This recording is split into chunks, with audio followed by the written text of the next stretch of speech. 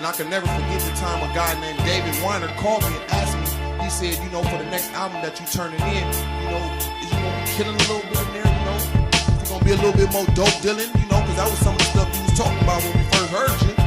And I told him, I said, man, I'm a member of the Nation of Islam now, man, they'll have my head if I get to promote that to my people.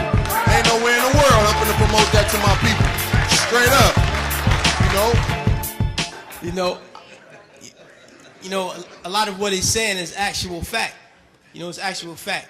Yet it also speaks to the environment in which we are embedded as young black males and females in this particular society. You know, hip-hop changing from positive to negative was not a consequence of history. It was not a circumstance of history. It was nothing that just happened on its own. It had nothing to do with the changing of the times. It had nothing to do with that. It had everything to do with the fact that there are people in this particular society who wants to see us exactly where we are. And we cannot let that point elude us. These are the facts. How do we know? 1967, Kerner Commission report on urban disorder.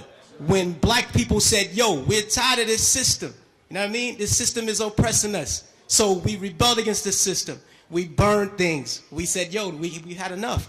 He did his little report on what caused these riots. He said, what caused these riots? He said it was young children who started these riots, and what was motivating them was a high self-esteem and an enhanced racial pride.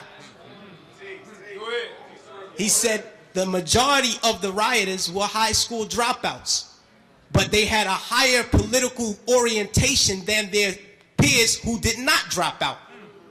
And they saw the system as their enemy, so they attacked it in the right circumstance. So, fast forward to 1992.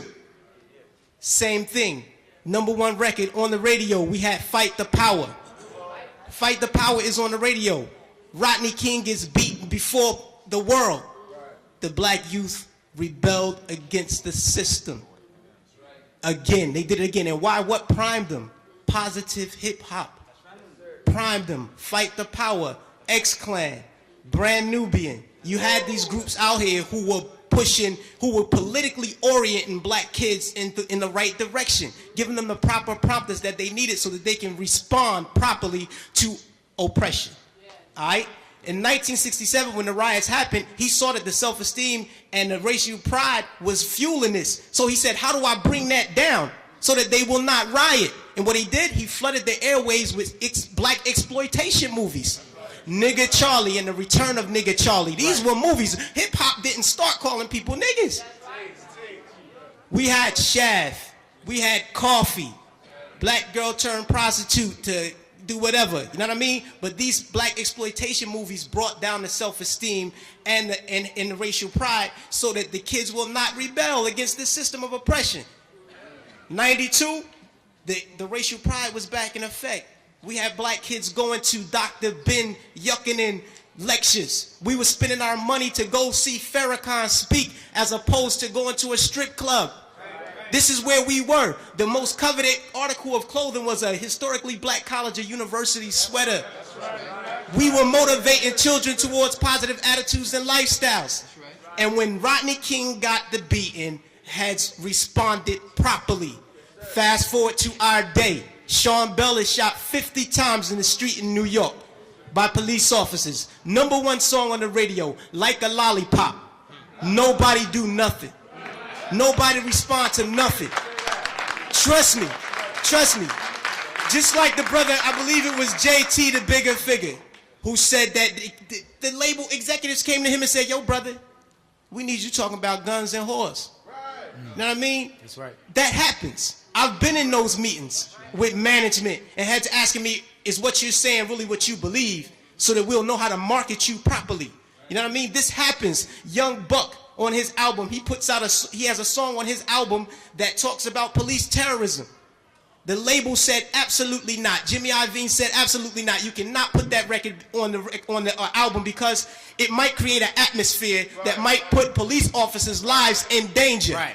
So they took the record off, but they let him keep the other 14 songs on the album that talked about killing black youth. So this is what we're dealing with. We're not dealing with a circumstance or consequence of history. You know what I mean? The environment that we're embedded in puts us in a situation where we feel we have to maneuver and play the game and water our message down. You know what I mean? But no, what happened was they intentionally shifted the paradigm to get us exactly where we are right now. Right now, we're feeding the prison industrial complex right now. Our kids are going to prison because they're promoting these records. They're promoting these records daily that send us to jail. You know what I mean? It's cool to go to jail. You know what I mean? They glorify these things. And it's not the black youth. We're in a position where we get, like the brother said, the choice. You know, he said, yo, I chose the positive. So I didn't do it. But every youth is not going to take that route. I know I come from the projects. Grew up in the projects all my life. You know what I mean? And we're not turning down $500,000 to say nigga. We're not going to do it because we won't turn down $200 to take a package of crack from one corner to the next. You know what I mean? We living in a state of poverty and want of all things. So it's hard for us to make that. Our judgment is clouded. And they knew that the judgment would be even more clouded if they took groups like X-Clan off the radio. This is just what it is. And until we start to deal with the environment that's shaping the behavior, we'll never get to the next level. We have to confront that. Please.